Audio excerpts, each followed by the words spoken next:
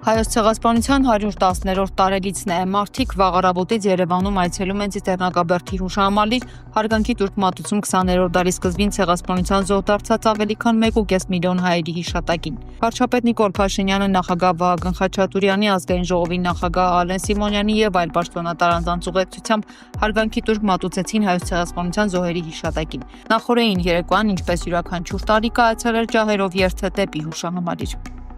Այսօր մենք ոգեկոչում ենք Մեծ Եղեռնի հայոց ցեղասպանության անմեղ զոհերի հիշատակը, ովքեր զոհ գնացին 1915 թվականից ահագնացած կոտորածներին եւ զանգվածային տեղահանություններին։ Այս օրակարգի շուրջ կառավարության եւ անձամբ իմ մտորումներն ու մտածումները հանգում են հետեւյալին. զարգացած ինքնիշխան անվտանգ, այսինքն սահմանազատված եւ սահմանագծված սահմաններով Հայաստանի Հանրապետությունն է Մեծ Եղեռնի ողբերգությունը վերապրելու միջոցը։ Մեր ժողովրդի բոլոր զոհողություններին եւ զոհերին մեր հավատարմության առավատչյան պետություն եւ պետական շահեր Հայաստանի Հանրապետություն միջազգայինորեն ճանաչված տարածքով հարևանների հետ կարգավորված հարաբերություններով, բաց սահմաններով, խաղաղություն, աշխատանք, բարեկեցություն, ազատ եւ պաշտպանված քաղաքացի։ Ահա թե ինչը, ովքեր եւ ինչպես պիտի վառպահեն Մեծ Եղեռնի զոհերի հիշատակը,